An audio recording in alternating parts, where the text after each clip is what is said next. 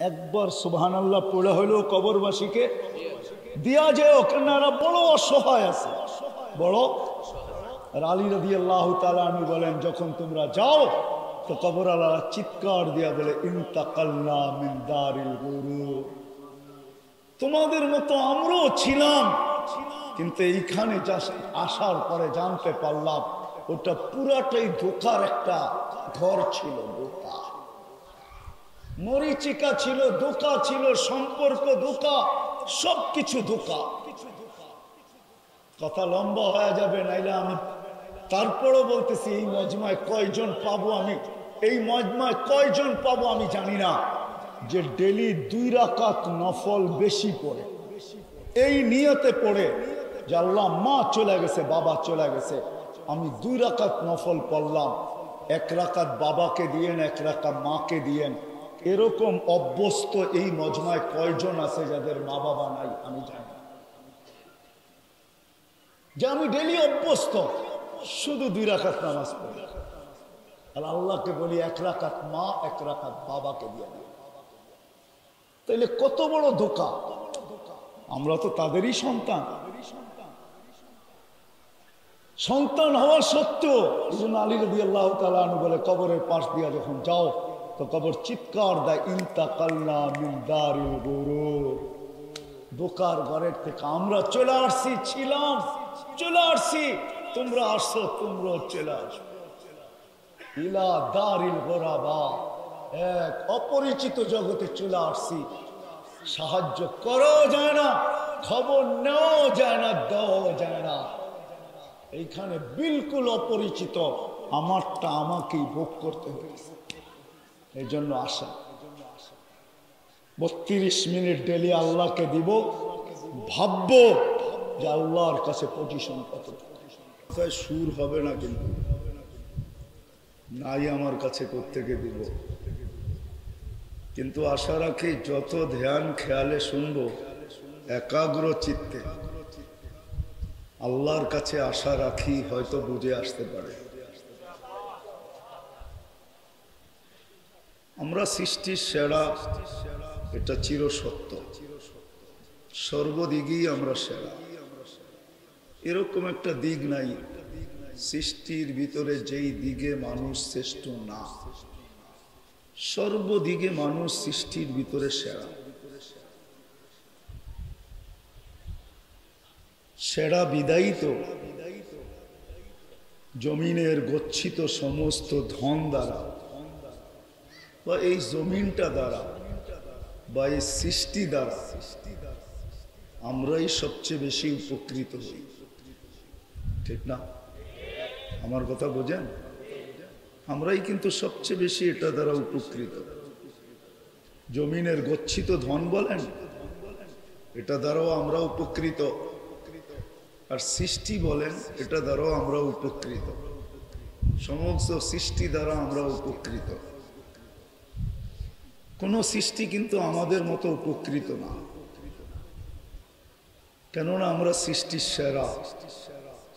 এই জন্য জমিনের আধিপত্যটা কিন্তু আল্লাহ আমাদের হাতে উঠায় দিয়েছেন, জমিনের আধিপত্যটা আমাদের কাছেই। এই জন্য জমিনের গচ্ছিত ধনের মালিক আমরা। কেউ হীরা উঠায়া ধনী, কেউ তেল উঠায়া ধনী, কেউ এটা উঠায়া ধনী, কেউ ওটা উঠায়া ধনী, ঠিক না? কেননা আল্লাহ নিজেই বলেন, হুয়াল্লাযী খালাকা লাকুম মা ফিল আরদি জামিয়া, মানুষ জমিনের ভিতরে যা কিছু আছে সব তোমাদের জন্য তৈরি, এটার আধিপত্য তোমাদের, এটার মালিক তোমরা, সত্য এটাই।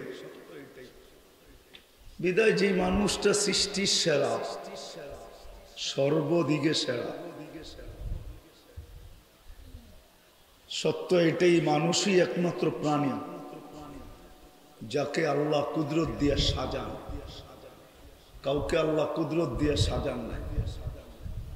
আমাদেরকে সাজাইতে সাজাইতে সাজাইতে আল্লাহ আকর্ষণের পাত্র বানায় দিয়েছেন। আমরা কিন্তু আকর্ষণের পাত্র, যদিও কথাটা কিরকম লাগবে জানি না, পুরুষ নারীর কাছে আকর্ষণের পাত্র, নারী পুরুষের কাছে আকর্ষণের পাত্র। যুবক যুবতীর কাছে আকর্ষণের পাত্র, যুবতী যুবকের কাছে আকর্ষণের পাত্র, মানুষ মানুষের কাছে আকর্ষণের পাত্র। কিন্তু যদি অস্তিত্বটা দেখি তাহলে কোনো আকর্ষণই ছিল না। মিম্মা ইম্মাহীন, বিদঘুটে দুর্গন্ধময়, বিদঘুটে দুর্গন্ধময় পানির থেকে আমাদের তৈরি। মিম্মা ইম্মাহীন, বড় নিকৃষ্ট পানির থেকে আমাদের তৈরি। ওই দিকে যদি তাকাই তাহলে আমাদের ভিতরে কোনো আকর্ষণ দূর দূর পর্যন্ত খুঁজে পাওয়া যায় না। যেদিন অস্তিত্ব দিলেন ওই দিনও পাওয়া যায় না। যখন মানুষ দুনিয়াতে পা রাখে তখন সর্বদিকে নিশ্চয় থাকে, নিশ্চয়। মানুষের মতো নিশ্চয় কোনো সৃষ্টি জমিনে পা রাখে না। মানুষ এরকম নিশ্চয় অবস্থায় জমিনে পা রাখে। যদি দেখেন আল্লাহর কথাই সত্য, কতটুক ছোট আমরাও দুনিয়াতে পা রাখি। সগীরা, এই জন্য আল্লাহ বলে কুনতা সগীরা, তুমি বড় ছোট। কেমন ছোট? সগীরা, বিলকুল ছোট। যাইফা, বড় দুর্বল। কি বলেন? বাচ্চাকে কিন্তু সবার কোলে দেওয়া যায় না। দেওয়া যায় কেন? বড় দুর্বল। হাতের থেকে পড়ে গেলে অ্যাক্সিডেন্ট ঘটা যাবে, ঠিক না? হ্যাঁ, বড় দুর্বল। জাহেলা, বড় অজ্ঞ, ঠিক না? কেমন অজ্ঞ? একটু ভাবলে বোঝা যাবে কেমন অজ্ঞ। মিসকিনা, বড় নিশ্চয়। আল্লাহ আস্তে আস্তে সাজান, সাজাইতে থাকেন, সাজাইতে সাজাইতে সাজাইতে সাজাইতে একটা পর্ব আসে, আমরা আকর্ষণের পাত্র হয়ে দাঁড়াই। কি বলেন? হ্যাঁ, যেটা আগেই বললাম, যুবক যুবতীর দিকে আকর্ষিত, যুবতী যুবকের দিকে আকর্ষিত, পুরুষ নারীর দিকে আকর্ষিত, নারী পুরুষের দিকে আকর্ষিত। আমরা কিন্তু সমাজে আকর্ষণের পাত্র। শিক্ষিত অশিক্ষিতের কাছে আকর্ষণের পাত্র, ঠিক না? এডুকেটেড গাড়ি এডুকেটেডের কাছে আকর্ষণের পাত্র। কিন্তু আল্লাহ কিন্তু আস্তে আস্তে আমাদেরকে সাজান, সাজাইতে সাজাইতে সাজাইতে সাজাইতে একটা পর্ব আসে যে আমাদেরকে আকর্ষণের পাত্র বানায় দেন। যদি উদাহরণ দেই তাহলে হয়তো বুঝে আসতে পারে। ফুল যতক্ষণ পর্যন্ত না ফোটে কোনোদিন আকর্ষণের পাত্র হয় না। যখন ফোটে তো ঘ্রাণ না থাকলেও কালারে আকর্ষণের পাত্র হয়। বহুত ফুল বাজারে পাওয়া যাবে, শুধু কালারটাই আছে, কোনো ঘ্রাণ নাই, ঠিক না? হ্যাঁ, এখানেও সাজানো আছে কিন্তু একটার ভিতরেও ঘ্রাণ নাই। যদিও এটা আর্টিফিশিয়াল কিন্তু তারপরেও কিন্তু আকর্ষণের পাত্র। ফুল যতক্ষণ পর্যন্ত না ফোটে ততক্ষণ পর্যন্ত আকর্ষণের পাত্র হয় না। যখন ফোটে হয়তো ঘ্রাণে আকর্ষণের পাত্র হয়, না হয় কালার রঙে আকর্ষণের পাত্র হয়। মানুষ জন্ম নিলেই আকর্ষণের পাত্র হয় না, যতদিন পর্যন্ত আল্লাহ না সাজান। যখন সাজায়া দেন তখন কিন্তু আকর্ষণের পাত্র হয়। আমি আসল জায়গায় চলে আসি, যেটা আমি বুঝাইতে চাইতেছি। আল্লাহ করুক বুঝে আসো। আজকে বুঝের অভাব, শিক্ষা দীক্ষার অভাব না, বুঝের অভাব, সঠিক বুঝের অভাব। বুঝ নাই এমন না, বুঝ আছে কিন্তু সঠিক বুঝ নাই। সঠিক বুঝ যদি হইতো তাহলে মনে হয় আমাদের সমাজটা আরো সুন্দর হতো, আমরাও আরো সুন্দর হইতাম। সত্য এটাই। তাহলে পরিতাপের সাথে কোনোদিন বলতে হতো না, কোরআনের কথা সত্য হতো না যে মানুষের চেয়ে অকৃতজ্ঞ কোনো প্রাণী নাই। মানুষের চেয়ে অকৃতজ্ঞ কোনো প্রাণী নাই। আল্লাহটা বাদই দিলাম। আপনি মিরপুর এলাকার মানুষ, আপনারা বলেন, যেই মা সন্তানটাকে 10 মাস পেটে নিল, 10 মাস পেটে রাখলো, কোরআন বলতেছে ওয়াহনুন আলা ওয়াহনিন, মা কষ্টের স্তূপ লাগায় দেয়, স্তূপ, ওয়াহনুন আলা ওয়াহনিন, একটার উপরে একটা কষ্ট রাখতে থাকে। কোরআনের শব্দে বোঝা যায় হিমালয় কখনো নিচে চলে আসে, মার কষ্ট উপরে চলে যায়। এই 10 মাসের ভিতর বাকি কষ্টগুলো বাদই দিলাম। ইমাম গাজালি রহমতুল্লাহ আলাইহির মতো দার্শনিক উনি লেখেন 10 মাস মা পেটে নেওয়ার সময় যে কষ্টকে সহ্য করছেন, আজকে টেকনোলজির যুগে যদি যান্ত্রিক রূপ দেওয়া যেত আর এটাকে কঠিন পাথরের পাহাড়ে নিক্ষেপ করা হতো, তো পাথরের পাহাড়টা পাউডারে রূপান্তরিত হতো।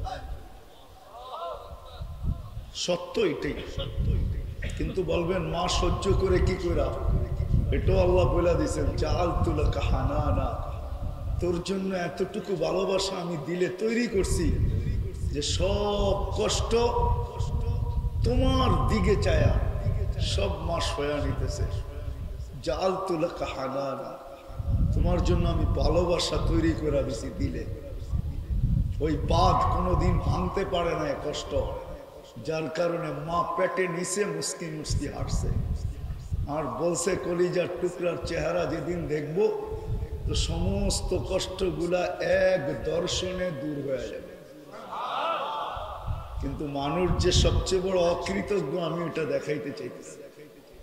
ওই মাকেই আমাদের সমাজ সন্তান বৃদ্ধাশ্রমে ওরাই খাসে।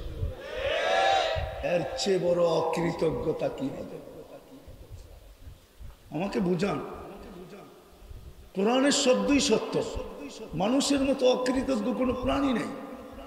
আল্লাহটা বাদই দিলাম, আল্লাহ যে সাজাইলেন এটা বাদ দিলাম।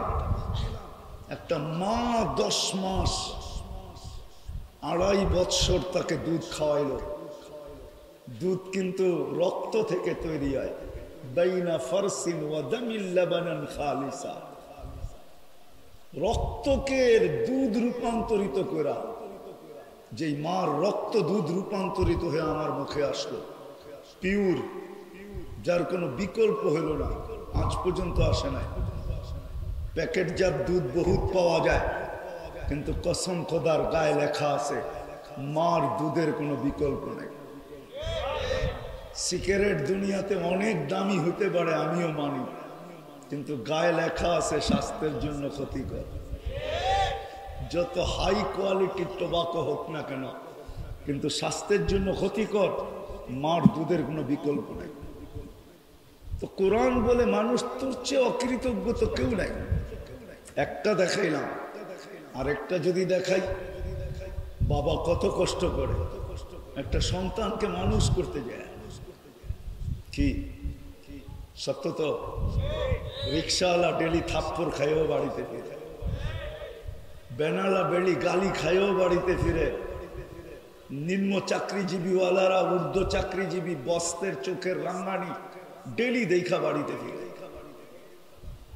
ঠিক না? রাগ হয়ে গেলেন, পরের দিনও অফিসে যায়, ঠিক না? একে যদি বলা হয় এত বকুনি জকুনি খাওয়ার পরে অফিসে প্রয়োজন কি, বলতো নিজের পেটটা যদি হইতো তাহলে ক্ষুধার্ত থেকে কাটায় দিতাম, কিন্তু সন্তান আছে কি করবো। কিন্তু মানুষ কত বড় অকৃতজ্ঞ, সেই বাপকেও বৃদ্ধাশ্রমে রেখে আসে, রেখে আসে না? হ্যাঁ সত্য তো? হ্যাঁ, হয় হয় হয়। আমরা যখন বৃদ্ধাশ্রমের সাইনবোর্ড গুলা দেখি তখন মনের ভিতর থেকে চিৎকার দেয়, ইয়া লাইতানি মৃত্যু কবলা হাদা। এই সাইনবোর্ড দেখার আগে যদি বেড়া যেতাম ভালো হতো। আমার সমাজেও এই সাইনবোর্ড, মুসলমান সন্তান ও মা বাবাকে রেখে আসে বৃদ্ধাশ্রমে। অথচ ইমাম শাফি রহমতুল্লাহ আলাইহ সারাদিন পরিশ্রম করে আসতেন। রাত্রে বাবা ছিলেন না, বিধবা মা ছিলেন, মাই মানুষ করছেন, মার পাও টিপতেন আর তেল মালিশ করতেন। আর মাকে বলতো ঘুম পড়তে থাকো। মা যদি বলে সারা রাত দিন পরিশ্রম করিস, রাত্রেও ঘুমাবি না, বলছে তাহাজ্জুদে তোমাকে উঠায় দিব, আমি ঘুমায়া যাব, তুমি তাহাজ্জুদে উঠো, তুমি একটু আরামে ঘুমাও। মাঝে মাঝে পায়ের তালুতে চুমা দিতেন খুশিতে, মা কাইপা উঠতো। তো শাফি রহমতুল্লাহ আলাইহি হাসতেন আর বলতেন, তোমার পায়ের তালুতে চুমা দিই না, আমি তো জান্নাতে চুমা দিয়া স্বাদ নিতেছি, জান্নাত কেমন মজা। সত্য তো এটাই ছিল সত্য। কথা অন্যদিকে চলে গেল। আল্লাহ রসুল মেরাজে গেছেন, হারেস বিন নোমান জান্নাত যখন পরিদর্শন করতেছিলেন, তো হারেস বিন নোমান রাদিয়াল্লাহু তাআলা আনহুর গোরার আওয়াজ শুনতেছিলেন, কোরআন পড়া। তো জিবরিল আলাইহিস সালামকে জিজ্ঞাসা করছে, জিবরিল, হারেস তো দুনিয়ায় রেখে আসলাম, এইখানে আসলো কি করে? তো বলছে, আপনি দুনিয়ার থেকে কখন আসলেন? কয় রাত্রে। কয় দুনিয়া এখনো রাত্র, টাইমের ঘড়ির কাঁটাকে আল্লাহ থামায়া দিছেন, আপনি যতক্ষণ পর্যন্ত ফিরা না যাবেন ঘড়ির কাঁটা ঘুরবে না, এখনো দুনিয়াতে রাত্র। হারেস প্রতিদিন তাহাজ্জুদে কোরআন পড়ে, আমরা জান্নাতে লাউড স্পিকারে শুনতে থাকি। তো জিজ্ঞাসা করছে, এত বড় মর্যাদা সে কি করে অর্জন করলো? বেশি কিছু না, মার সেবা করা, মার সেবা করা। মুসা আলাইহিস সালাম জিজ্ঞাসা করছেন, আল্লাহ আমার জান্নাতের বন্ধুকে?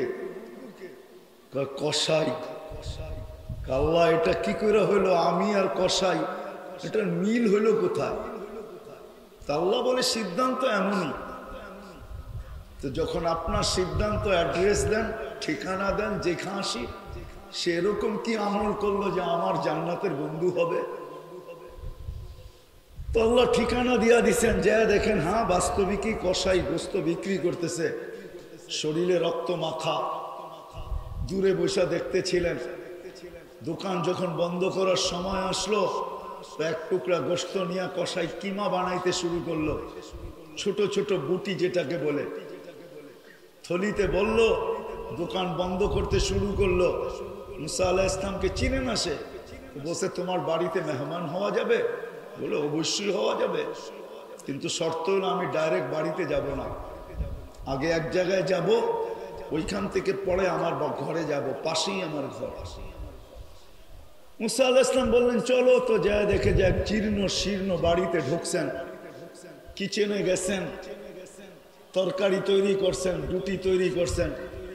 ঘরে ঢুকা এক খুনখুনে বৃদ্ধাকে উঠায়া বুকে পিঠ লাগায়া বসায় বসায় নেওয়ালা বানায় বানায় খাওয়াইছেন, পরিপাটি করছেন, খেদমত করছেন। তারপরে বলছেন, চলো এবার আমার ঘর পাশেই, তুমি মেহমান থাকবে, আমার মেহমানখানায় চলো। মুসা আলাইহিস সালাম বলতেছিল, চলবো তো বটে, কিন্তু তুমি এই বৃদ্ধা কে? বলছে, আমার মা। বলছে, সেবা করার পরে জানি মা হাত উঠায় কি বললো? খুনখুনে বৃদ্ধা তো, দাঁত তো নাই। তো কসাই হাইসা বলতেছে, পাগল মা। যখনই খেদমত শেষ করি বলে হাত উঠায়, আল্লাহ আমার ছেলেকে মুসা আলাইহিস সালামের জান্নাতের সঙ্গী বানায় দিন। মুসা আলাইহিস সালাম বলতেছে, আম্মা পাগল মা, আম্মার তোয়া তোকে মুসার জান্নাতের সঙ্গী বানায় দিছে, আমি মুসা। আমার জানার দরকার ছিল তুই আমার সঙ্গী হইলি, তো হইলি কি কইরা? কোন আমল দিয়ে হইলি? আমি করণ গেছি, করণ ওয়াইস করণীর এলাকায় আমি চিনি। আমি 4 বার ইয়ামান গেছি, 4 বার আমি চিনি। হুজুররা তো সব কিতাব, অনেক এলেম হুজুরদের, আমার কোনো এলেম টেলেম নাই, আমি চোখে যা ঘুরছি এটাই আমার কাছে আছে। ওয়াইস করণী মদিনার থেকে বেশি দূরে ছিলেন। মার সেবার বদলা দিবে আল্লাহ জান্নাতে ঢোকার সময়। দুনিয়াতে যা দেওয়ার দিছেন, কিন্তু মেইন বদলাটা দিবে যখন অবেস করণী জান্নাতে ঢুকবে, তো আল্লাহ গেইটে দাঁড় করায় দিবে, বলবে অবেস, সবাইকে বলবে অবেসকে বাধা দাও, সেজন্য না ঢুকে। অবেসের দিল শুকায় যাবে, দরজায় চলে আসলাম, থামায় দিল, আল্লাহ বলে অবেস আজকে আমি দুনিয়াকে দেখাইতে চাই সুযোগ তোমার ছিল সাহাবী হওয়া, কারণ আল্লাহর রসুল যখন জীবিত ছিলেন তখনই অবেস মুসলমান। সাহাবী হওয়া কত বড় যে দৌলত, এটা আপনাদেরকে আমি এই মুহূর্তে বুঝাইতে পারবো। যাদেরকে আল্লাহ 1500 মেডেল দিচ্ছেন দুনিয়ায় থাকা অবস্থায়, 1500, কোরআনের 1500 আয়াত আছে সাহাবাদের সাথে, একটা না 1500 আয়াত আছে। সর্বশেষ আয়াত যেটা সাহাবাদের সামনে কুল্লুন ওয়াদাল্লাহুল হুসনা, আল্লাহ বলছেন নবীজি সবাইকে বলে দেন সবার সাথে আমার জান্নাতের ওয়াদা। অবেস সাহাবী হইতে পারতো, কিন্তু এক মার এক ছেলে কার কাছে মাকে রেখে যাচ্ছে। মুসলমান তো হয়েছেন বটে, আল্লাহর দিকে তাকায় বলছে আল্লাহ মার দিকে তাকায় আমি সাহাবী কুরবান করলাম, আমি মাকে কার কাছে রেখে যাব? জান্নাতের গেটে দিবে আল্লাহ বদলা। আল্লাহ বলবে অবেস দোজখের দিকে তাকাও, তুমি যার উপরে আঙ্গুল উঠাবে তাকে আমি তোমার মার খেদমতের বদলায় জান্নাত দিব। অবেস আঙ্গুল উঠাইতে থাকবে। কিতাবে আছে আরবের এক গোত্র সমপরিমাণ লোককে অবেসের আঙ্গুলের ইশারায় দুজক থেকে বাহির করে আল্লাহ জান্নাতে দিবে। কিন্তু আজকে মানুষ কতটুক অকৃতজ্ঞ যে ওই মাকে বৃদ্ধাশ্রমে রেখে আসে, ওই বাবাকে বৃদ্ধাশ্রমে রেখে আসে। তাহলে আল্লাহর কথাই সত্য, মানুষের চেয়ে বড় অকৃতজ্ঞ কেউ নেই। মানুষের মতো এই জন্যই কোরআন বলে কুতিলাল ইনসানু মা আকফারা, মানুষ তোর ভাগ্য খুলতে তো আমি চাইছিলাম। আল্লাহ আমাদের ভাগ্য খুলতে চেয়েছেন। ভাগ্য যদি খুলতে না চাইতেন কতটুকু ভালোবাসে আমাদেরকে আপনি জানেন না। আমি একটু ঘুরায় নিয়ে যেতেছি আপনাদেরকে, যা বুঝাইতে চাইতেছি। আমাদেরকে কতটুকু ভালোবাসি আল্লাহ তা জানেন না, কতটুকু আমাদেরকে ভালোবাসে। 2-4টা প্রমাণ দিয়ে দেখি বুঝে আসে কিনা আল্লাহ আমাদেরকে ভালোবাসে। ভালো যদি না বাসতেন তাহলে 60-70 বছর বয়স আমাদেরকে দিতেন, আমাদেরকে 1900 বছর বয়স দিতেন। আপনি যদি বলেন 60-70 বছর আর 900 বছরের সাথে ভালোবাসার কি সম্পর্ক, তাহলে আমি আপনাদেরকে দেখাই ভালোবাসার পাত্রকে বেশি খাটানো হয়। ভালোবাসার পাত্র বেশি বেশি বেশি মনে হয় বুঝে আসছে। ভালোবাসার পাত্রকে বেশি, আল্লাহ বলে তোমরা আমার ভালোবাসার পাত্র। 900 বছর দেই তো দেই কি কইরা, তোমাদেরকে আমার খাটাইতে মনে চায় না। তোমরা 60-70 বছরই খাইতে আসো, এতটুকুই যথেষ্ট। তোমরা ভালোবাসার পাত্র, তোমাদেরকে বেশি খাটাইতে চাই না। যদি এটাও বুঝে না আসে তো আরো বুঝাইতে চাইতেছি, তোমরা ভালোবাসার পাত্র। 60-70 বছর মনে হয় বেশি হয়ে গেছে আল্লাহর কাছে। এই জন্য আল্লাহ আবার বলতেছে শুনো, প্রথমে 15 বছর তোমাদেরকে মাফ করে দিলাম।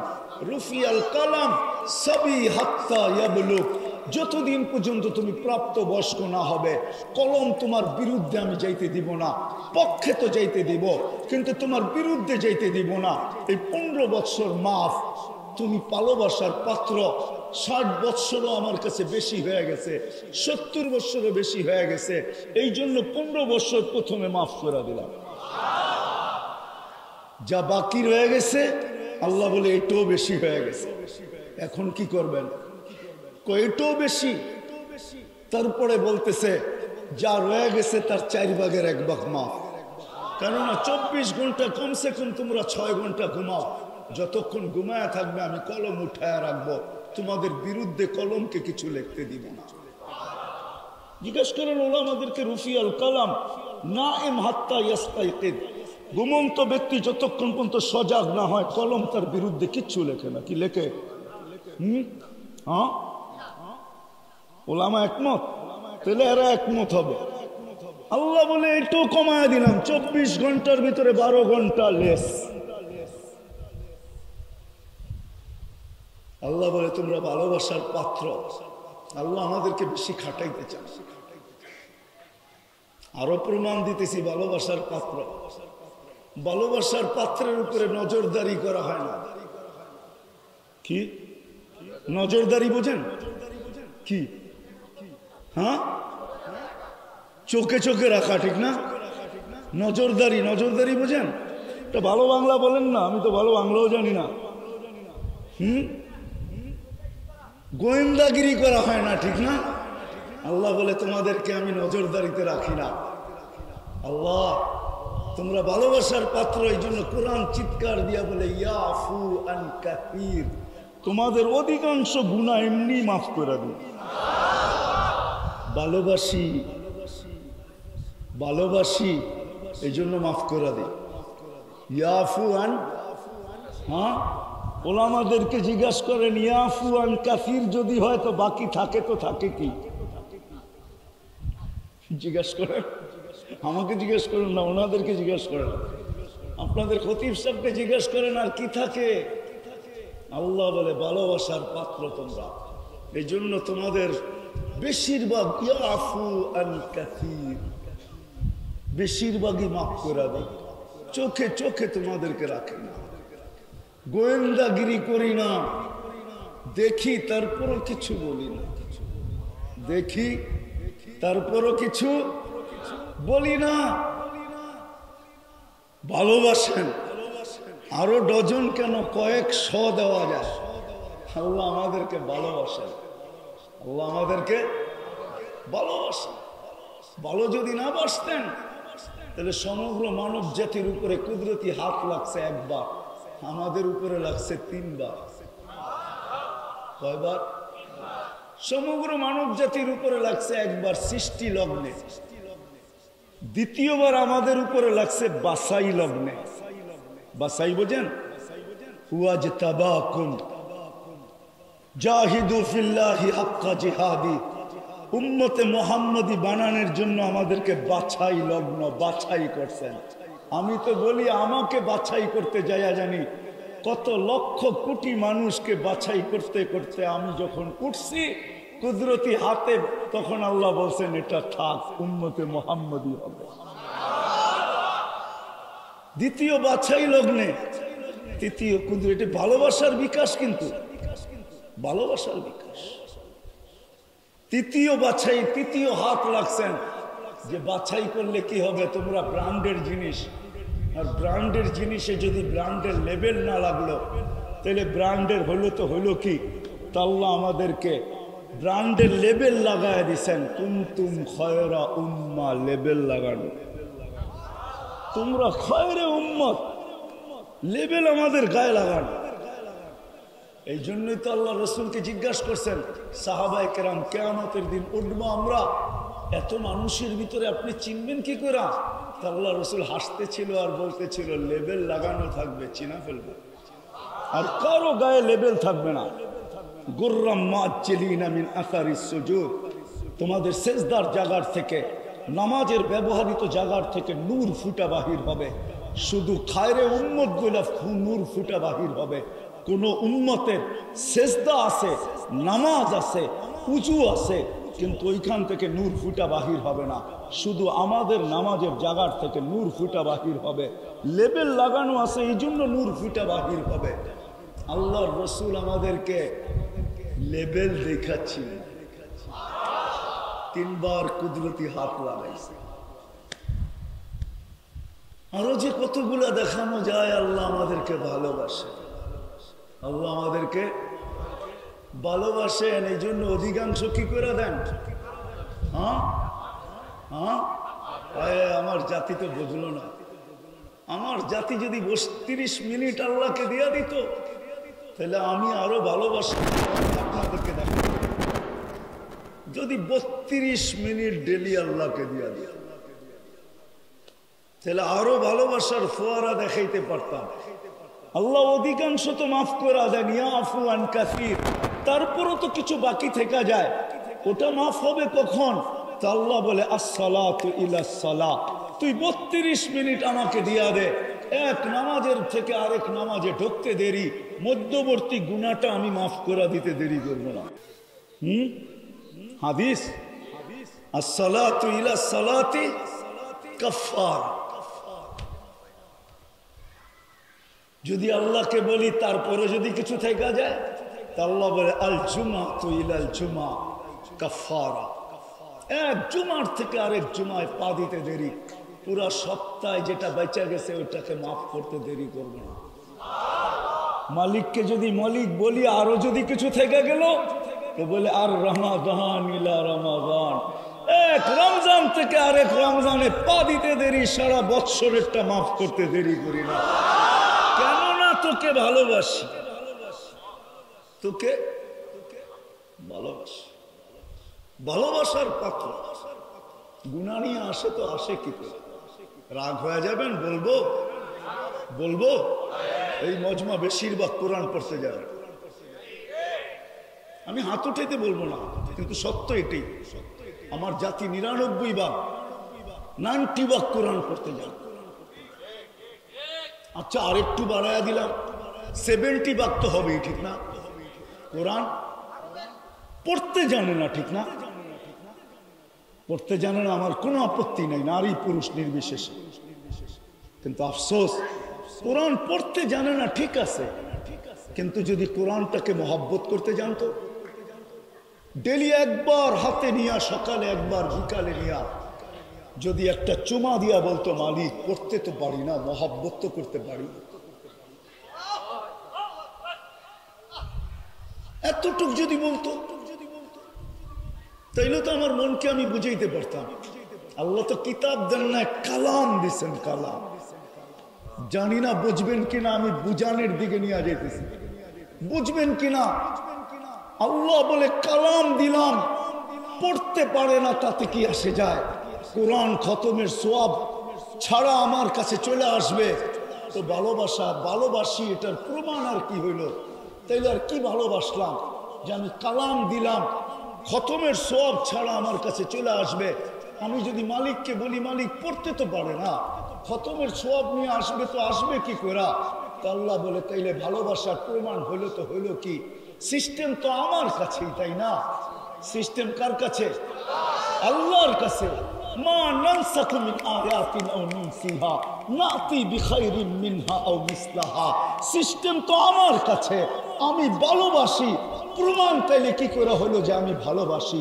কালাম দিলাম, খতমের সওয়াব ছাড়া চলে আসবে। পড়তে পারে না, আমি বললাম মালিক। আল্লাহ বলে সিস্টেম করে দিলাম, সূরা ইখলাস নাযিল করলাম। একবার পড়বে 10 পারা, দুইবার পড়বে 20 পারা, তিনবার পড়বে 30 পারা। তিনবার পড়তে দেরি, 30 পারা কোরআনের সওয়াব দিতে দেরি করব না। আল্লাহ ভালোবাসে, চায় না কেউ কোরআনের খতম ছাড়া, সওয়াব ছাড়া আল্লাহর কাছে যায়। কিন্তু পায়ে হাত রেখা বলি, আমি এই মজমার কয়জন হাত উঠাইতে পারবে?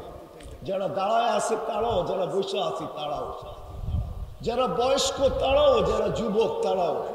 অন্তরালে আওয়াজ চাইতেছে মা বোনদের কাছে, পায়ে হাত রেখা আমি বলতে চাইতেছি, এই মজমায় কয়জন হবে যে প্রতিদিন এই নিয়তে সূরা ইখলাসকে 3 বার পড়ে, যে আজকের দিনে আমি আমার আমল নামায় 1 খতম কোরআনের সওয়াব লেখাইতে চাই, 3 বার সূরা ইখলাস পড়া? এরকম অভ্যস্ত এই মজমায় কয়জন আছে? না পড়ি না, পড়বো না, পড়ি। আগে গ্রামার বোঝেন, হাত নামান। আগে গ্রামার বোঝেন। আমরা তো জানি না গ্রামার ভাষা, আপনারা তো শিক্ষিত, আপনারা আমাদের চেয়ে গ্রামার ভালো জানেন। আমি কন্টিনিউ ডেলি পড়ি, এটা আমার অভ্যাস, যে আমি 3 বার ডেলি সূরা ইখলাস এই নিয়তে পড়ি যে আমার আমল নামায় 1 খতম কোরআনের সওয়াব লেখা হোক। যদি পড়তাম তাহলে 31st নাইটের দিন হয়তো নতুন বৎসরের জন্য কেউ খুশি করত, আর আমি খুশি করতে পারতাম যে 31st নাইট 365 দিন আমার আমল নামায় 365 খতম লেখা হয়ে গেছে। এই জন্য আমি আজকে খুশি করতেছি। পারতাম না, কিন্তু আমার জাতি কয়জন করে? ভালোবাসা, হায় হায়, ভালোবাসা, কিন্তু নাইলে এটা কোনোদিন দিতেন না। ওলামা যদি আমাকে বলে যে আপনি এটা কোত্থেকে বাহির করলেন, কিন্তু হাদিস তো সত্য, একবার 10 পারা, ঠিক না? কিন্তু সূরা ইখলাস তো আল্লাহ নাযিল করছেন, আল্লাহর পরিচয়, ওনারা শানে নুজুল এটা বলবেন। আমি সাহাবীর কল দিয়া দিতেছি, সূরা ইখলাস যেদিন নাযিল হয় তো গ্রাম্য সাহাবী মদিনায় দৌড়াইতেছিল আর স্লোগান দিতেছিল, নেমার রব রব্বুনা, জয় আমাদের রবের জয়। তো সবাই থামায়া জিজ্ঞাসা করছে, তুই এই স্লোগান দিস কেন? যে জয় রবের জয়, কিসের মাধ্যমে জয়? ইয়াখুয কালিল ওয়া ইউতিল জাসিল, ছোট একটা সূরা, 3 আয়াত, পড়তে লাগে না 1 মিনিট, কিন্তু সওয়াব তো দেয় 1 গাঁটটি। আল্লাহ রসুলের কাছে যখন নিয়ে আসছেন, আল্লাহ রসুল সাল্লাল্লাহু আলাইহি ওয়াসাল্লাম বলছেন, এই বুঝছে তোমরা বোঝো না, এই বুঝছে তোমরা বোঝো না। হায় আল্লাহ আমাদেরকে ভালোবাসে, কিন্তু সত্য তো এটাই, যত ভালোবাসুকই না কেন, যত ভালোবাসুকই না কেন, কিন্তু কোরআন তো এটাই বলে, কুতিলাল ইনসানু মা আকফারা, ও মানুষ, সৃষ্টির ভিতরে তুমি অকৃতজ্ঞ হলে তো হলে কি করে? একটা তো দেখাইলাম বাস্তব, মা বাবা দিয়া, আল্লাহ দিয়েও দেখা যায়, দেখানো যায় যে আমরা কতটুকু আল্লাহর অকৃতজ্ঞ। অকৃতজ্ঞ যদি না হইতাম তাহলে তো সবাই অভ্যস্ত হইতাম। কোরআন ডেলি সকালে বিকালে নিতাম আর একটা একটা চুমা দিতাম আর বলতাম আল্লাহ আমি ভালোবাসি। আর সত্য এটাই যে কোরআনকে যতটুকু ভালোবাসবে, কোরআন তাকে বুকে জড়ায়া জান্নাতে ঢুকাবে। কোরআন তাকে বুকে নিবে। আজকে সে বুকে নিতেছে, কালকে কোরআন কিন্তু তাকে বুকে নিবে। কোরআন তাকে কাঁধে নিবে, কোরআন তাকে মাথায় নিয়ে জান্নাতে পৌঁছাবে। ওলামাদেরকে জিজ্ঞাসা কর। যাক, আমি যেটা শুরু করছিলাম যেখান থেকে, ওখানে আবার ফিরা যাই, জিগা বুঝানোর জন্য যে মানুষ সৃষ্টির সর্বদিকে সেরা। এটাই আমার কথা শুরু ছিল। আমি অনেক দূর আগে চলে গেছি, কথাকে গুছায় নিয়ে আসতেছি, কেননা কালকে ওয়ার্কিং ডে, অফিসেও আপনাদের যেতে হবে, ঠিক না? লম্বা করলে তো চলবে না, এই জন্য অতি তাড়াতাড়ি গুটায় দিতে হবে। আমি গুটায় নিয়ে আসতেছি, কেননা সব সময় আপনাদের প্রোগ্রাম হয় বৃহস্পতিবার নাইলে শুক্রবার, শনিবারও ছুটি থাকে, শুক্রবারও ছুটি থাকে, কিন্তু আজকে এইবার চলে আসছে ওয়ার্কিং ডেতে, কালকে অফিসে যেতে হবে। এই জন্য আমি গুছায় নিয়ে আসতেছি। যে মানুষটা সৃষ্টির সেরা, যাকে আল্লাহ এত ভালোবাসে, ওই মানুষটার একটা কথা ভাবা উচিত। এটাই আমার শেষ কথা, ভাবা উচিত, আমাদের চিন্তা করা উচিত। দুনিয়া আমাদের অবস্থান যেমনই থাকুক না কেন, অবস্থান তো বোঝেন, পজিশন তো বোঝেন, যেমনই থাকুক না কেন, কুড়ের ঘরে থাকুক আর অট্টালিকায় থাকুক, উঁচা চেয়ারে থাকুক আর নিচা চেয়ারে থাকুক, আর চাই অফিসের গেটেই থাকুক, অবস্থান কিন্তু অফিসের গেটেও আছে, ঠিক না? কি শব্দটা বললাম না আমি, ঠিক না? আবার টেবিলেও অবস্থান আছে, ঠিক না? এক টেবিল থেকে আরেক টেবিল, এটাও শব্দটা বললাম না আমি, শব্দটা বললে বলতে পারি, কিন্তু বললাম না। দুনিয়ায় অবস্থান যেমনই থাকুক, আমরা কিন্তু যার কাছ থেকে আসছি তার কাছে চলে যাব, অচিরেই যাব, যে কখন যাব এটাও জানি না। যদিও দুনিয়া বলে অনেক যে আমরা শিক্ষায় অনেক উন্নত, আমিও মানি শিক্ষায় অনেক উন্নত, টেকনোলজিতে আমরা অনেক উন্নত, আমিও মানি দুনিয়া আজকে টেকনোলজিতে অনেক ঊর্ধ্বে, আমি মানি। কিন্তু আজ পর্যন্ত মেশিন আসে নাই, কে কখন যাব এটার জানার কোনো ইঙ্গিত পাওয়ার, জানা তো দূরের কথা, কোনো ইঙ্গিত পাওয়ার মেশিনও আজ পর্যন্ত আসে না। আমরা কিন্তু চলে যাব, যার কাছ থেকে আসছি তার কাছে চলে যাব।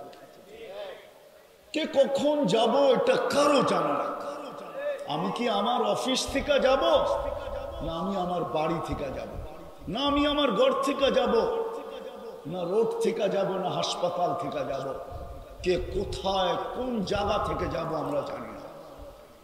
ইঙ্গিত পাওয়ার মতো কোনো মেশিন আসে নাই। দুনিয়া উন্নত বটে আমি মানি, কিন্তু এইখানেও দুনিয়া অনুন্নতই বলা যায়। অজ্ঞ থেকে অজ্ঞ, যে দুনিয়া জানে না ভূমিকম্প কখন আসবে, ঠিক না? এই দিকে যদি তাকাই তো মনে হয় পশুও আমাদের চেয়ে বেশি বিজ্ঞ। প্রাণী কিন্তু জানে কখন ভূমিকম্প আসবে, প্রাণী কিন্তু সিগন্যাল পায় না, পায় না? মানেন আপনারা? না মানেন না? কিন্তু সৃষ্টির সেরা জীবটা জানে না যে ভূমিকম্প কখন আসবে। হ্যাঁ, আসে মাটিতে শোয়া রেখা চলে যায়, ঠিক না? প্রতিরোধ করার কোনো ক্ষমতা আমাদের হাতে থাকে না, থাকে? তো যেই মানুষটা জানে না কখন যাবে, শেষ কথা কিন্তু ভালো মতে ধ্যান দিয়ে শুনতে হবে, তাহলে দিলে গাঁথতে পারে। আমার অবস্থান দুনিয়াতে যেমনই হোক না কেন, যার কাছ থেকে আসলাম, যার কাছে চলে যাব, যিনি আমাকে আকর্ষণের পাত্র বানায় ফুটায় তুললেন, একটু ভাবি, চিন্তা করি যে ওই আল্লাহর কাছে আমার অবস্থান কতটুকু। এটা আমাদের ডেলি সকাল বিকাল ভাবা উচিত ছিল যে আল্লাহর কাছে আমার অবস্থান কতটুকু। মনে হয় বুঝাইতে পারি না। আল্লাহর রসুলের কাছে আমার অবস্থান কতটুকু। আল্লাহর রসুলের কাছে আমার অবস্থান কতটুকু। কিন্তু ওইখানে তো বাজার একটাই হবে, একটাই বাজার হবে, সত্য এটাই, কসম খোদা, ওইখানে বাজার একটাই হবে। আজকে হাজারো বাজার, নাহলে কবি কেন বলতেন ইস দুনিয়া মে হাজারো মালি থে। মালি বুঝেন? আমরা প্রত্যেকেই কিন্তু তার পরিবারে একজন মালি, অভিভাবক একজন কি। আমার পরিবারটা একটা বাগান, আমি একজন মালি, ঠিক না? সত্য তো? হ্যাঁ, আমি অফিসের সবচেয়ে বড় অফিসটা একটা বাগান, আমি একজন মালি। তো কবির কথাই সত্য, ইস দুনিয়া মে হাজারো করোড়ো লাখো মালি থে, সিকান্দার জব গিয়া তো দোনো হাত খালি থে। সিকান্দার যখন চলে গেছে তো দুই হাত খালি ছিল। সত্য এটাই, আমাদের আপনজন যারা চলে গেছে তারা কি নিয়ে গেছে আমাদের চোখের সামনে। মেরে আজিজও রাগ হয় না আমার উপরে, কেউ অপব্যাখ্যা করেন না, নেটে খুঁজলে এখনো পাওয়া যাবে। করোনা লাগলে মানুষ এই চিৎকারও দিছে যে আমার এন্টার প্রপার্টি আমি লেখা দিব তোমাদের নামে, শুধু আমাকে স্বাভাবিকভাবে দুটা শ্বাস নিতে দাও। সত্য তো? শুধু স্বাভাবিক আমাকে শ্বাস নিতে দাও। হাজারো কোটি টাকা রেখা গেছে, সন্তান কবরস্থান চিনে কিন্তু কবর চিনে, জানাজা কাফন দূরের কথা, করুণায় মারা গেছে বিদায় শেষমেশ বাপের চেহারা পর্যন্ত দেখে নেয়, মার চেহারা পর্যন্ত দেখে নেয়। আসেন দুনিয়াওয়ালারা, আমাদের আপনজন যারা কবরে চলে গেছে তারা কি নিয়ে গেছে আমাদের চোখের সামনে। আমি বলবো দুনিয়ার সস্তা দামের কাপড়টা নিয়ে গেছে, এটাই আমরা চোখে দেখছি। আমল তার সাথে কি আছে ওটা আমরা দেখিও না, আর টেকনোলজি আসেও না। দুনিয়া মঙ্গল গ্রহের ছবি আনতে পারে বটে, কিন্তু 2.5 হাত মাটির নিচের ছবি আজ পর্যন্ত আনার ক্ষমতা বিজ্ঞানের নাই। চাঁদে পা রাখা যায় বটে, আমি মানি, আমি দুনিয়া কুইরা বলতেছি, আমি এটা মানি, আমি এটা ডিনাই করি না, মানি। চাঁদে পা রাখা কেন, বাড়িও বানানো যায়, কিন্তু 2.5 হাত মাটির নিচের ফুটেজ আনা যায়, খবর দেওয়া যায় না, খবর আনাও যায় না, মাত্র 2.5 হাত নিচে। সত্য এটা। কি নিয়ে গেছে এটা আমাদের চোখের সামনে, কি তার সাথে আছে আমরা জানি না। বিদায় আসেন, এই মাহফিল সার্থক যদি আজকে আমরা এখান থেকে ভাবতে ভাবতে উঠি যে দুনিয়ায় আমার পজিশন চাই হোক, আইডি আমার জেবে যেমনই হোক, শুধু তো নাগরিকত্বের আইডি আমাদের যাবে নাই, এমন না, আরো কিছু আইডি আমাদের যাবে থাকে, ঠিক না? পেশাগত আইডিও থাকে, আবার পদবীগত আইডিও থাকে, ঠিক না? এটা নিয়ে আমার কোনো সে নাই, আমি এটা নিয়ে আলোচনা বা সমালোচনাও করতে চাই না, এটা আমার বিষয়ই না। আমি আপনাদেরকে ভাবাইতে চাই, কাল যে চলে যাব আল্লাহর কাছে আমি পজিশন কতটুকু অর্জন করলাম, এটা আমাদের ভাবা উচিত। মানুষের ভিতরে আল্লাহ এরকম এরকম জিনিস সেট করছেন, এইখানে এরকম আইসি সেট আছে, এরকম প্রোগ্রাম সেট আছে, এখানে এরকম প্রোগ্রাম। মানুষ যখন ভাবতে থাকে তো বিকাশ করতে থাকে, বিকাশ। আবার টাকা বিকাশ করা বুঝেন না, মানুষ যখন ভাবে তো আল্লাহ বিকাশ ঘটায় দেয়, এখানে এরকম প্রোগ্রাম সেট করা আছে। আর যদি না ভাবে, ইচ্ছা স্বাধীনতা পায়া যদি না ভাবে কালকে কি নিয়ে যাব, আল্লাহর কাছে পজিশন কতটুকু, এটা যদি না ভাবে, মৃত্যুর পর নিয়ে যদি না ভাবে, তাহলে ইচ্ছা স্বাধীনতার কারণে এতটুকু হারায় যে যা খুশি তা চিন্তা করতে পারে। আল্লাহ ইচ্ছা স্বাধীনতা দিয়েছেন বিদায়, আল্লাহ যা খুশি তা চিন্তা করতে দেন, যা খুশি তা লিখতে দেন, যা খুশি তা বলতে দেন, যেমন খুশি তেমন চলতে দেন। নাহলে আপনি ভাবেন 24 ঘন্টা অক্সিজেন খান নেন, নেন কোনটা? পিওর, ঠিক না? ছাড়েন কোনটা? কি দূষিত, ঠিক না? আচ্ছা, আপনারা তো পুরা এই বাংলাদেশের সচিবালয়ের লোক, ঠিক না? হার্ট অফ বাংলাদেশ, ঠিক না?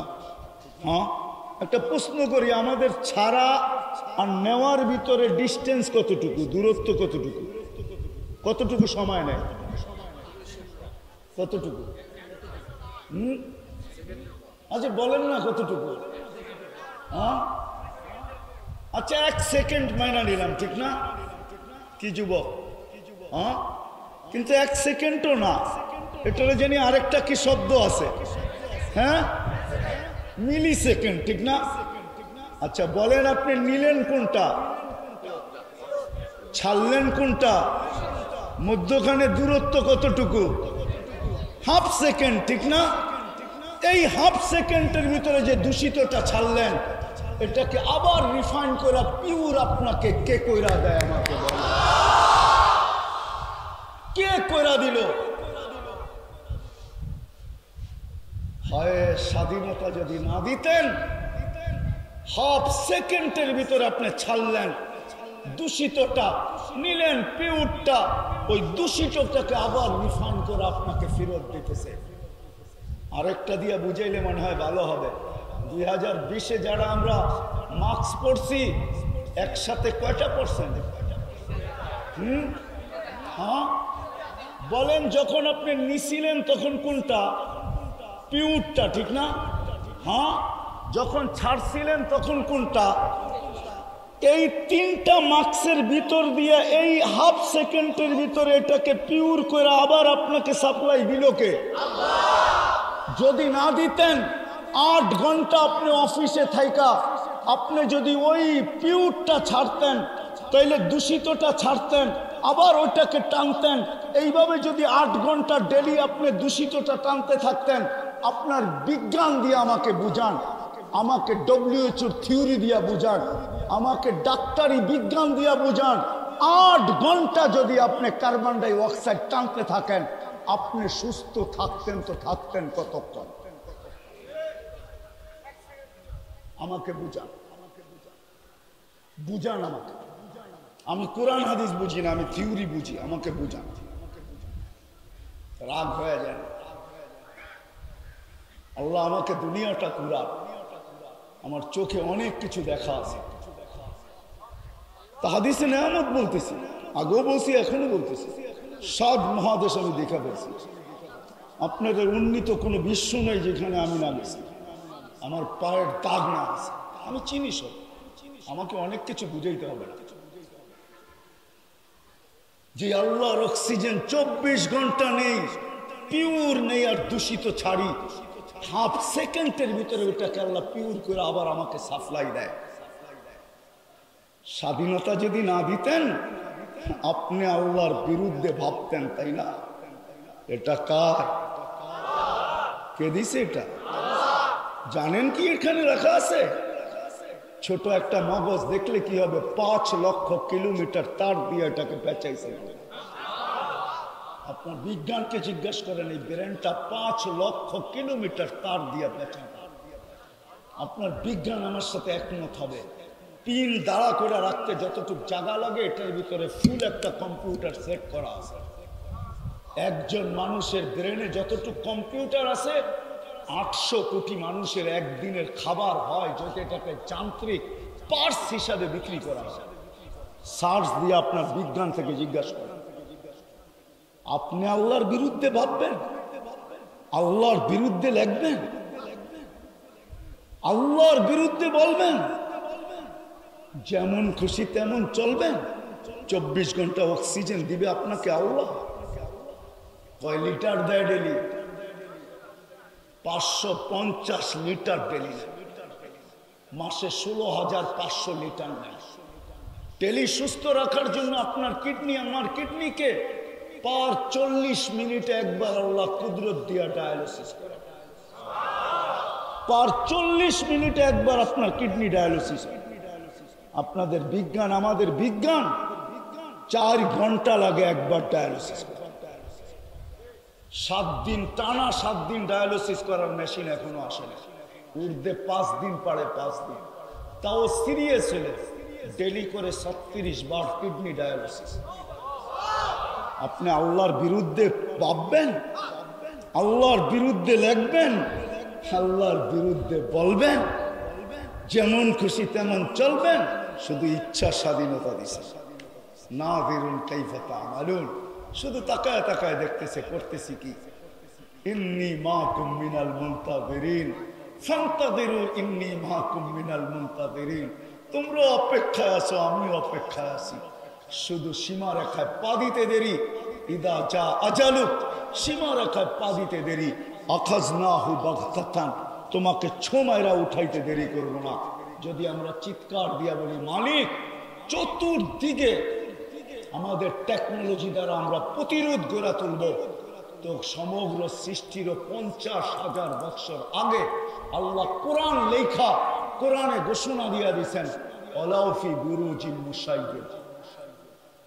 যত প্রতিরোধ করো এর ভিতর থেকে আমরা উঠায় নিয়ে আসবো। তোমার প্রতিরোধ খবরই পাবে না। আজ পর্যন্ত কারো সিসি ক্যামেরায় মালাকুল মউতের ফুটেজ আসে না, আর কোনো দিন আসবে না। চাই আপনি হোবল ফিট করেন, হোবল চিনেন? নাসার সবচেয়ে বড় দূরবীনও যদি ফিট করা হয়, তারপরে মালাকুল মউতের ফুটেজ নিয়ে আসতে পারবে না। পারবে?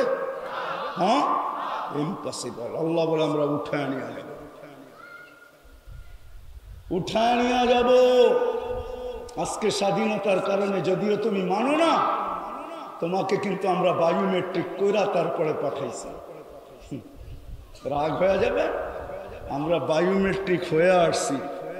বায়োমেট্রিক তো দুনিয়া শিখলো জুমা 8 দিন। আল্লাহ আমাদেরকে বায়োমেট্রিক কইরা পাঠাইছেন। হুজুরদেরকে জিজ্ঞাসা করেন, কোরআনে আছে কিয়ামতের দিন তোমার আঙ্গুলের ছাপ তোমাকে মিলায় দিব। ঠিক না? তোমার আঙ্গুলের ছাপ তোমাকে, তাইলে বায়োমেট্রিক করেই আপনাকে পাঠাইছে। এত চিন্তার কারণ নাই। আপনি আজকে স্বাধীনতা পায় যা খুশি তা বলেন, অসুবিধা নাই, মিলাইয়া দিবে আল্লাহ। সাদা কাগজে সিগনেচারও রেখা দিয়েছেন আল্লাহ। আলাস্তু বিরাব্বিকুম ক্বালু বালা, এটা সাদা কাগজে সিগনেচার। আল্লাহ বলছে আমি রব না? বলছে হ্যাঁ। তো মানতেও বাধ্য করবে। এই জন্যই কোরআন বলে একদিন আসবে যখন সব মিলাইয়া দিবে, তখন বলবে রব্বানা ইন্নানা আবসারনা ফারজি'না আমাল সালিহা ইন্না লামু। কেন আল্লাহ ফিরত পাঠান, ভুল হয়ে গেছে, আর কোনোদিন হবে না। আল্লাহ চিৎকার দিয়ে বলবে কাল্লা, আর কোনোদিন সম্ভব না। ভালোবাসা এতটুকু দিছিলাম, সৃষ্টির ভিতরে কাউকে দিন, সবগুলাই যেন উঠায় তোকে দিয়া দিছে, আর কাউকে দিন। সত্য এটাই। হুজুররা আমার সাথে একমত হবে, জিবরিল আলাইহিস সালাম হাফেজ, ঠিক না? যদি কেউ বলে প্রমাণ, হাফেজ না? হাফেজ। যদি হাফেজ না হইতেন উনি প্রতি রমজানে আল্লাহ রসুলের সাথে দাওয়ার করতেন কি করে, ঠিক না? হ্যাঁ, দাওয়ার করতেন তো। উনি কি আমাদের কোরআন শরীফ নিয়ে দেখে দেখে দাওয়ার করতেন নাকি? আল্লাহ রসুল থেকে শুনতেন, আল্লাহ রসুলকে শুনাইতেন, দুইজনে মিলাইতেন, কোনো ব্যবধান তো হইতেছে না। উনিও তো হাফেজ ছিলেন, ঠিক না? কিন্তু হাফেজকে যেই ঘর বাড়ি আল্লাহ দিবে, ওনাকে দিবে কিনা জিজ্ঞেস করেন। সৌভাগ্যবান ওই সমস্ত মানুষ, মা বাবা যাদের সন্তান হাফেজ। ইন্না ফিল জান্নাতি লানাহরা। শুধু আমাদের ঢাকা শহরে হাতির ঝিল নাই, জান্নাতও একটা লেক আছে। শুধু বঙ্গভবনের পাশেই লেক নাই, শুধু ধানমন্ডি গুলশানি লেক নাই, আরো লেক আছে ঢাকা শহরে, ঠিক না? জান্নাতও একটা লেক আছে, ইউকালু লাহু রাইআন ফিহি মদিনাতুম মিন মারজান। ওইখানে একটা শহর বানায় দিবে আল্লাহ হাফেজকে, মদিনাতুম মিন মারজান, পাথর দ্বারা। লাহু ৭০,০০০ বাবান, ওটা ৭০,০০০ গেট হবে। আলা কুল্লি বাবিন ৭০,০০০ মালাইকাতান, প্রত্যেক গেটে ৭০,০০০ ফেরেশতা হবে। হাদা লি হাফিজিল কোরআন, এটা হাফেজে কোরআনকে আল্লাহ গিফট দিবে, গিফট। প্রত্যেক গেটে যখন যাবে তো ৭০,০০০ ফেরেশতা গার্ড অফ অনার দিবে, আর প্রত্যেকে তাকে উপটকন দিবে আর বলবে হাদা কেরামাতান লিল কোরআন, এটা কোরআনের কেরামত স্বরূপ তোমাকে দেওয়া হলো। সর্বশেষ গেট যখন অতিক্রম করবে ৪৯০ কোটি ফেরেশতা তাকে গার্ড অফ অনার দিবে। শুধু শুধু হুজুররা পাগল হয় না। আপনারা তো বলেন আমরা ধর্ম ব্যবসা করি, ঠিক না? ধর্ম ব্যবসা যদি করতাম, যুক্তিসঙ্গত কথা আপনাদেরকে আমি জিজ্ঞাইতে চাইতেছি, উঠাউঠি করেন না, আমি ৬০ জায়গায় চলে আসছি। যুক্তিসঙ্গত কথা, ঢাকা শহরে অটো চালাইলে কয় টাকা পাওয়া যায়? হ্যাঁ, রিক্সা চালাইলে ১,০০০, ঠিক না? মেনে নিলাম, মাসে কয় হাজার? বাংলাদেশের ঢাকা শহরের কয়জন ইমামের বেতন ৩০,০০০ আছে? বলে কয়জন মাদ্রাসার উস্তাদের বেতন ৩০,০০০ আছে? ব্যবসা কাকে বলে? লাভ যেদিকে দেখে ওইদিকে চাপ দেয়, ঠিক না? ব্যবসা কাকে বলে? যেদিকে লাভ দেখে ওইদিকে ঝাঁপ দেয়, ঠিক না? ৩০,০০০ তো কামান যায়, এখানে তো ১৫,০০০ পায়া বসে আছে। তাহলে অটো কেন চালায় না? অটো চালাইতে অক্সফোর্ডের ডিগ্রি লাগে না ঢাকা ইউনিভার্সিটির মাস্টার্স লাগে না ২ বছর যায় কোনোখানে ট্রেনিং নিতে হয়? অটো চালাইলে ইজ্জত চলে যাবে? হালাল রুচিতে কোনো ইজ্জত যায় না, কোনো ইজ্জত যায় না। আপনি ছোট চোখে দেখতে পারেন, তাতে কিছু আসে যায় না। রিক্সা চালানোওয়ালা যদি ভাবে যে আল্লাহর কাছে পরিচয় কতটুকু আমার, আজকে যদি ভাবে, আর ওই অনুযায়ী বেশি দিতে হবে না। আমি তো বলি ৩২, একটু আগে বলছিলাম, যদি শুধু ৩২ মিনিট ডেলি আল্লাহ দিয়া দেয়, আল্লাহকে দিয়া দেয়, ও সারাদিন পরে ঘরে ঢুকবে তো কসম খোদার রব্বে কাবার কসম, ও এরকম ঘরে ঢুকবে যেরকম ওর মা ওকে এই মুহূর্তে জন্ম দিল, নিষ্পাপ। হাদিসে কুদসি আছে, ও নিষ্পাপ ঘরে ঢুকবে। আপনারা বলেন ধর্ম ব্যবসা করে ১৫,০০০ টাকা তেলে পড়ে আছে কেন? অটো চালায় না কেন? ৫,০০০, ৭,০০০, ১০,০০০ টাকা বেতনে পড়ে আছে কেন? দায়িত্ব কাঁধে, এই জন্য পড়ে আছে, নাহলে পড়া থাকতো না। ও কিছু বুঝা পড়ে আছে। আপনি যেরকম কিছু বুঝা দৌড়াইতেছেন, ও কিছু বুঝা পড়ে আছে। এত চক্রাঙ্গানি, এত কিছু সয়া পড়ে আছে। নাইলে বাংলাদেশটা নড়তো চড়তো আর পড়তো না, এরকম কোনোদিন হতো না। 7.8 ভূমিকম্প বাংলাদেশও দেখছিল, মনে আছে না? ভুলে গেছেন? 2013 31st নাইটের পরের দিন রাষ্ট্র 5টা 5 বা 15-তে 7.8 ভূমিকম্প তুর্কিতে আসছে। আলহামদুলিল্লাহ আমাদের দেশে একটা মাটির ঘরেও একটা সুতার দাগ দিয়া যেতে পারে না। মাটির বিল্ডিং তো বিল্ডিং। কেন জানেন? এই 30,000-এর উপরে হেফজখানা, রাত্র 4টার সময় ওঠে 30,000 হেফজোখানার ওস্তাদরা রাত্র 4টার আগে ওঠে। আল্লাহ লাল সবুজের এই ছোট্ট পরিধিটাকে এক আধ্যাত্মিক সুরক্ষার চাদর দিয়ে ঢাকা দেয়, যার কারণে এটা নড়ে চড়ে পড়ে না। ভূমিকম্প কম আসে না, ডিসেম্বরে 6.1 আসছিল। বাংলাদেশে 99 জন জানে না ভূমিকম্প আসছে। ওইটাও ঠিক ফজরের জামাত দাঁড়ায় তখন আসছিল ডিসেম্বরে, ঠিক না? 6.1, ঠিক না? বলেন দুনিয়াতে 6.1 কোন দেশে আসছে আর বিপর্যয় ঘটায় না? আমরা তো জানি না। আল্লাহ এই দেশটাকে সুরক্ষিত রাখছেন এই জন্য। আপনারা তো বলে বেড়ান এরা ধর্ম ব্যবসা করে, খোদার ওয়াস্তে পায়ে হাত রাখে, এমন আঙ্গুল আমাদের দিকে উঠায় না। হইতে পারে আল্লাহ সইতে নাও পারে। 2 দিনের ব্যবধানে কিন্তু 2টা ভূমিকম্প বাংলাদেশে চলে আসছে, একটা সিলেটে একটা টেকনাফে। একটা 4.3 ছিল, একটা 4.1 ছিল। 2টা কিন্তু 2 মাথা, সিলেটও 1 মাথা, টেকনাফও 1 মাথা। হ্যাঁ,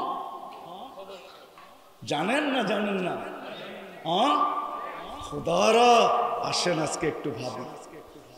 বেশি দিতে হবে না আল্লাহকে, আল্লাহ ভালোবাসে।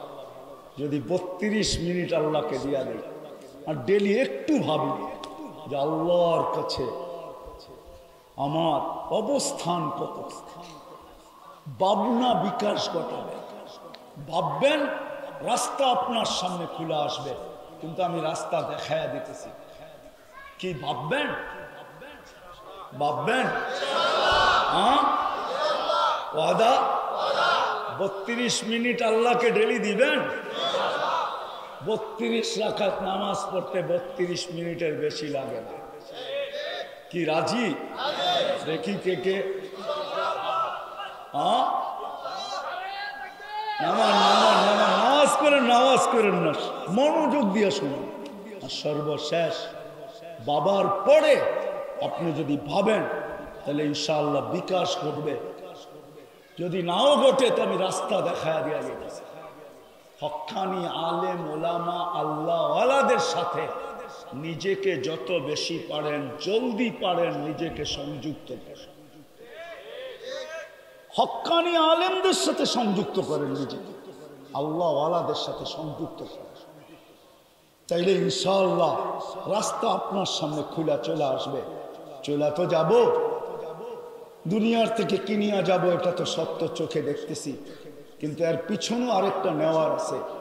এই জন্যই যেই ঘরে লাশ হয়, কেউ মারা যায়, একটা ফেরেশতা চিৎকার দিয়া বলে জাহাবাতিল আমওয়াল, এই ব্যক্তির সমস্ত অর্জন হাতছাড়া। নিয়া কি যাবে তা তোমাদের চোখের সামনে। বাকিয়াতিল আমাল, সঙ্গে শুধু আমল যাবে।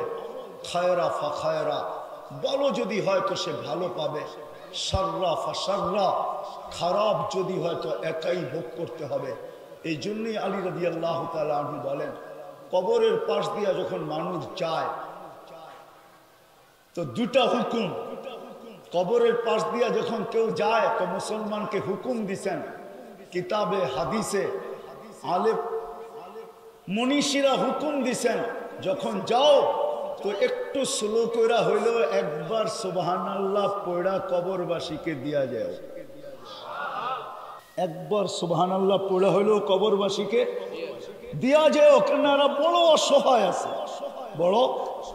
আর আলী রাদিয়াল্লাহু তাআলা আনহু বলেন, যখন তোমরা যাও তো কবরওয়ালারা চিৎকার দিয়া বলে, ইনতাকালনা মিন দারিল গুরুর, তোমাদের মতো আমরাও ছিলাম, কিন্তু এইখানে আসার পরে জানতে পারলাম ওটা পুরাটাই ধোঁকার একটা ঘর ছিল। ধোঁকা, মরিচিকা ছিল, ধোঁকা ছিল, সম্পর্ক ধোঁকা, সবকিছু ধোঁকা। কথা লম্বা হয়ে যাবে, নাইলে আমি তারপরও বলতেছি, এই মজমায় কয়জন পাবো আমি, এই মজমায় কয়জন পাবো আমি জানি না, যে ডেলি 2 রাকাত নফল বেশি পড়ে, এই নিয়তে পড়ে যে আল্লাহ মা চলে গেছে, বাবা চলে গেছে, আমি 2 রাকাত নফল পড়লাম, 1 রাকাত বাবাকে দিয়েন, 1 রাকাত মাকে দিয়েন। এরকম অভ্যস্ত এই মজমায় কয়জন আছে যাদের মা বাবা নাই? আমি জানি না। যে আমি ডেলি অভ্যস্ত শুধু 2 রাকাত নামাজ পড়ি, আর আল্লাহকে বলি 1 রাকাত মা 1 রাকাত বাবাকে দিয়ে দিই। তাইলে কত বড় ধোঁকা! আমরা তো তাদেরই সন্তান। সন্তান হওয়া সত্ত্বেও এই জন্য আলী রাদিয়াল্লাহু তাআলা আনহু বলে, কবরের পাশ দিয়া যখন যাও তো কবর চিৎকার দেয়, ইন্তাকালনা মিন দারিল গুরুর। ধোঁকার ঘরের থেকে আমরা চলে আসছি, ছিলাম, চলে আসছি, তোমরা আসো, তোমরাও চলে আসো। ইলা দারিল গোরাবা, এক অপরিচিত জগতে চলে আসছি। সাহায্য করো যায় না, খবর নেওয়া যায় না, দেওয়া যায় না। এইখানে বিলকুল অপরিচিত, আমারটা আমাকেই ভোগ করতে হয়েছে।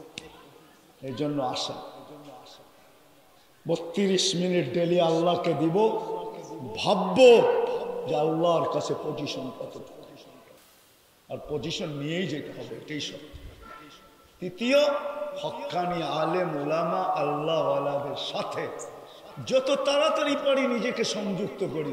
কেননা আল্লাহ রসুলের ভবিষ্যৎবাণী আছে, একটা দিন আসবে ঘুমের থেকে উঠা দেখবে এদেরকে উঠায় নিয়ে গেছে। সত্য এরকম। 2020 আর 21 আপনারা মানবেন আর না মানেন, কিন্তু আমার ওলামা মানবে। সারা দুনিয়াকে আল্লাহ শূন্য করে বড় বড় আলেমদেরকে নিয়ে গেছে। সত্য তো? কি হুজুর ভুল বলতেছি?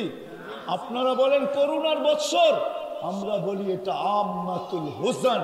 করুণার বৎসর ছিল না, এটা দুঃখের বৎসর ছিল। বড় বড় আলেমদেরকে উঠায় আল্লাহ নিয়ে গেছে, যারা দুনিয়ার বৃত্তি ছিল, বৃত্তি। আমরা না, আমাদের কোনো ভ্যালু আল্লাহর কাছে তেমন নাই। আমাদেরকে নিয়ে ফুটবলও খেলতে পারেন, কোনো অসুবিধা নেই। এই জন্য ওদেরকে আল্লাহ উঠায় নিয়ে গেছেন, বড় বড় আলেমরা চলে গেছে। বাকি কিছু এখনো আছে, তাড়াতাড়ি সংযুক্ত হন, নাহলে একদিন ঘুমের থেকে উঠা দেখবেন এরাও চলে গেছে। তখন আল্লাহ দুনিয়াকে নিয়ে খেলবে, এটা সত্য, খেলবে। এটাও কোরআন হাদিসে আছে, তখন আল্লাহ দুনিয়াকে নিয়ে কি করবে? খেলবে। আল্লাহ খেলবে, খেলারও একটা শেষ আছে। অমাকারু অমাকার আল্লাহ, আল্লাহু খায়রুল মাকিরিন।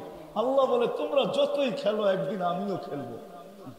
আমি অন্য তর্জমা করলাম, ওলামায়ে কেরাম রাগ হয়েন না, অন্য তর্জমা করলাম, তোমরা খেলো, আমরাও খেলবো। আসেন, সম্পর্ক জড়বো তো। আমাদের দেশের মতো সুবর্ণ সুযোগ দুনিয়ার কোথাও নাই।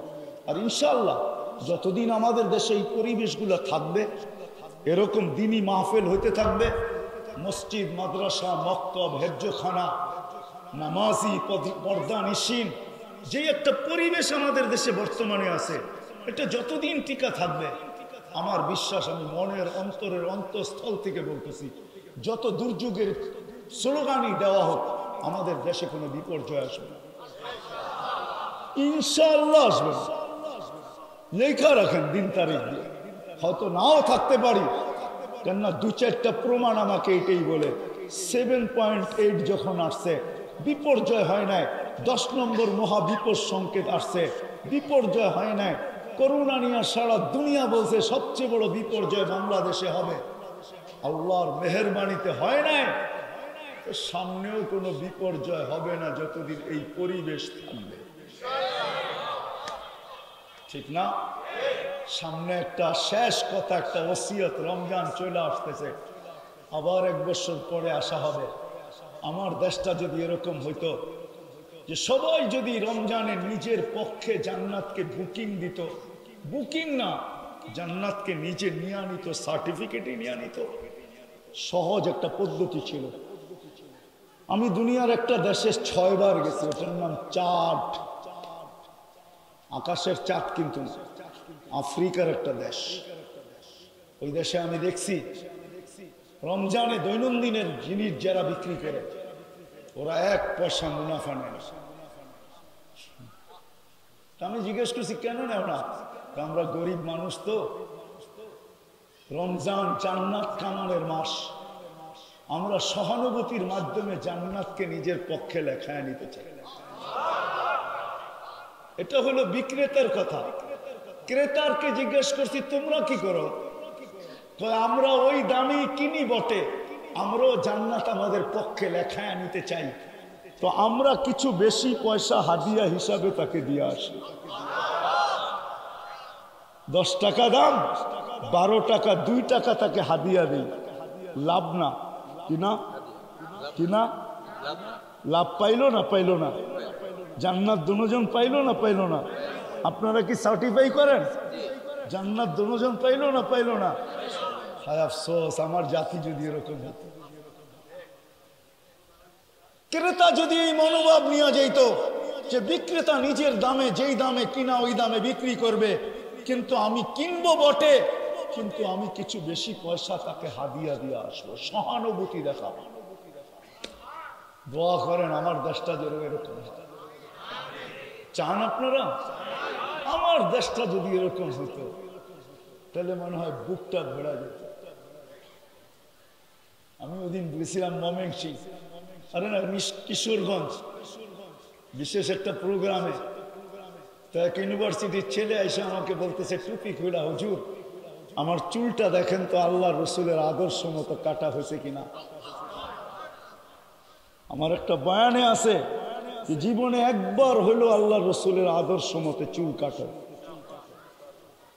এই মনোভাব, এই নিয়তে, এই ধারণায় যে যেদিন কিয়ামতের দিন দেখা হবে তো হাত পাইতা বলবে একদিন আপনার আদর্শে চুল কাটছি, কি দিবেন দেন না।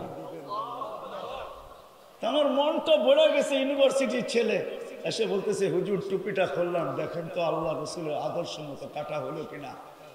তো ওই দিন আমি অসুস্থ ছিলাম, ওর কথাটা শুনে সুস্থ হয়ে গেছি। তো বলতেছিল আমিও কিয়ামতের দিন হাত পাতবো যে একদিন হলেও তো আপনার আদর্শ মতো চুল কাটছি, আমাকে কি দিবেন। এই মজমার ভিতরে যদি যুবকরা এরকম নিয়ত করতো যে আমি জীবনে একবার হলো আল্লাহর রসুলের আদর্শ মতো চুল কাটবো আর কিয়ামতের দিন হাত পাতার আশা রাখবো, হ্যাঁ রাজি? আল্লাহ আমাদেরকে আমল করার তৌফিক দান করেন। ওমা আলাইনা ইল্লাল বালাগ। বিলকুল 11টা বাজতে